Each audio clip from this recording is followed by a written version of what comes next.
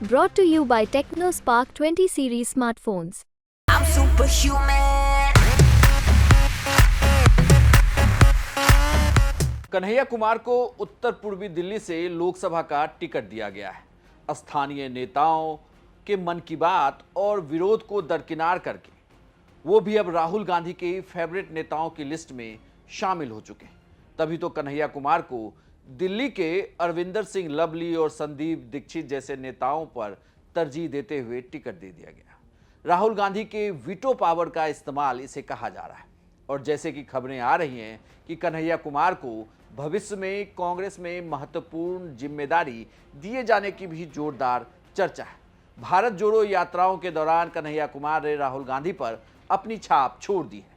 कांग्रेस को और राहुल गांधी को भारत जोड़ो यात्राओं से जो भी फायदा हुआ हो, कन्हैया कुमार के लिए सबसे ज्यादा फायदेमंद रहा है। राहुल गांधी के पास भी कन्हैया कुमार के लिए बड़े ही कम विकल्प बचे थे। बिहार में तो लालू यादव और तेजस्वी यादव ने कन्हैया कुमार के लिए रास्ते ही बंद कर दिए थे। और कन्हैया कुमार ऐसे भी नेता नहीं है कि उनको कांग्रेस अमेठी या रायबरेली जैसी महत्वपूर्ण लोकसभा सीटों से चुनाव मैदान में उतार दे। दिल्ली के अलावा कन्हैया कुमार के लिए कांग्रेस के पास दक्षिण भारत की किसी लोकसभा सीट का ही विकल्प बचा था, यानी उन सीटों में से किसी एक पर उम्मीदवार बनाया जा सकता था जहां से कांग्रेस कार्यकर्ता और नेता राहुल गांधी या गांधी परिवार के किसी सदस्य को चुनाव लड़ने की मांग कर रहे थे। चाहे जिन परिस्थितियों में राहुल गांधी ने कन्हैया कुमार को दिल्ली से चुनाव लड़ाने का निर्णय लिया हो, लेकिन यह फैसला काफी जोखिम भरा भी लगता है। और इसकी सबसे बड़ी वजह है कन्हैया कुमार की राजनीतिक छवि। उनके खिलाफ अदालत में देशद्रोह का पेंडिंग केस।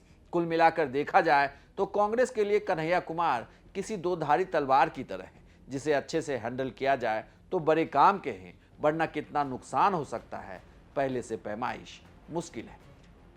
कन्हैया की वजह से रिवर्स पोलराइजेशन का खतरा है।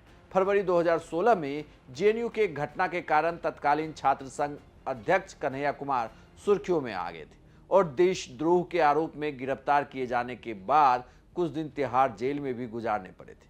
जेल से छूटने के बाद कन्हैया कुमार की एक किताब भी आई थी, बिहार से तिहाड़ तक। किताब में कन्हैया कुमार ने जेल में बिताए अपने समय को लेकर अपनी बात रखी है। 2019 के चुनाव में कन्हैया कुमार सीपीआई के उम्मीदवार थे। चुनाव अच्छे से लड़े, लेकिन उनके खिलाफ लगे आरोप उन पर भारी पड़े। बेगूसराय के चुनावी मैदान में बीजेपी के उम्मीदवार गिरिराज सिंह और कन्हैया कुमार दोनों ही एक ही जाति से आते हैं, लेकिन कन्हैया कुमार को उसका बिल्कुल भी फायदा नहीं मिला, क्योंकि बीजेपी ने तब भी उनके खिलाफ टुकड़े टुकड़े गैंग उम्मीदवार बताकर खूब चुनाव प्रचार किया था। अभी तक कन्हैया को उस आरोप से निजात नहीं मिली है और उत्तर पूर्वी दिल्ली से उनके कांग्रेस उम्मीदवार घोषित होते ही बीजेपी उनको टुकड़े टुकड़े गैंग का नेता बताने लगी। और ऐसा सिर्फ उनके प्रतिद्वंदी बीजेपी उम्मीदवार मनोज तिवारी ही नहीं, बल्कि प्रधानमंत्री नरेंद्र मोदी की तरफ से भी हमला बोला जाने लगा है। ऐसे में कन्हैया कुमार के खिलाफ रिवर्स पोलराइजेशन का खतरा मंडराने लगा है। अगर कन्हैया कुमार के खिलाफ गैर मुस्लिम वोटों का ध्रुवीकरण हुआ तो सब कुछ बीजेपी के पक्ष में चला जाएगा और बीजेपी को अपेक्षा से ज्यादा फायदा भी हो सकता है।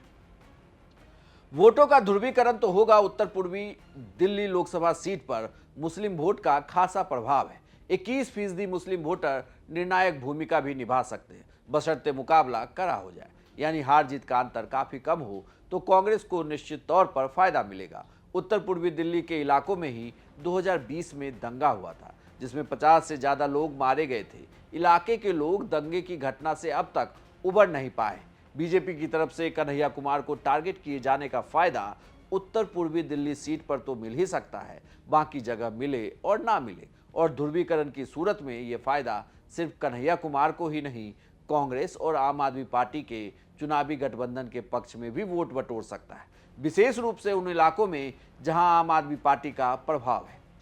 कांग्रेस कार्यकर्ताओं का कन्हैया कुमार के आने के बाद हौसला बढ़ेगा। कन्हैया कुमार को लेकर बीजेपी का वोटर जो भी सोचे, लेकिन कांग्रेस कार्यकर्ताओं का हौसला तो इससे बढ़ ही सकता है। जैसे राहुल गांधी जब फील्ड में उतरते हैं तो कांग्रेस कार्यकर्ताओं के मन में एक उम्मीद जगती है। उनको लगता है कि अब कुछ अच्छा हो सकता है। एन उसी वक्त कुछ और हो जाता है, जिससे फायदा दूर छिटक जाता है। ये सब वक्त के साथ साथ राजनीतिक फैसलों पर भी निर्भर करता है। कन्हैया कुमार के भाषण मजेदार और विपक्ष पर आक्रामक और धारदार होते हैं। राहुल गांधी को कन्हैया कुमार का तेवर भी इसलिए पसंद आता है, जाहिर है ये कार्यकर्ताओं का भी हौसला बढ़ाने वाला साबित हो सकता है। उत्तर पूर्वी दिल्ली से कन्हैया कुमार के चुनाव लड़ने से दिल्ली की बाकी सीटों पर भी कांग्रेस उम्मीदवारों के साथ साथ कार्यकर्ताओं का हौसला बढ़ रहा रहेगा और इसका सीधा फायदा आम आदमी पार्टी के उम्मीदवारों को भी मिलेगा। कांग्रेस आप गठबंधन के लिए फिट कैंडिडेट देखा जाए तो दिल्ली में कन्हैया कुमार है। आप गठबंधन के लिए सबसे फिट कैंडिडेट है। कन्हैया कुमार सीपीआई के छात्र विंग के स्टूडेंट पॉलिटिक्स में शामिल हुए थे और बाद में सीपीआई के टिकट पर ही लोकसभा का पहला चुनाव भी लड़े। ये वो पॉलिटिकल लाइन है जिसकी वजह से बीजेपी और संघ हमेशा ही कन्हैया कुमार के निशाने पर रही और वो खुद भी शिकार हुए। 9 फरवरी की घटना के बाद के कुछ ही दिन बाद राहुल गांधी जेएनयू में प्रदर्शन कर रहे छात्रों से मिलने और उनको सपोर्ट देने गए थे। वे छात्र कन्हैया कुमार की गिरफ्तारी का विरोध कर रहे थे और राहुल गांधी ये जानते हुए भी कि छात्र संघ अध्यक्ष कांग्रेस के स्टूडेंट विंग एनएसयूआई का नहीं है, खुलकर सपोर्ट किया। और कालांतर में जब कन्हैया कुमार के खिलाफ केस चलाने के लिए दिल्ली पुलिस ने मंजूरी के लिए फाइल भेजी तो अरविंद केजरीवाल की दिल्ली सरकार ने काफी दिनों तक इसे लटकाए रखा।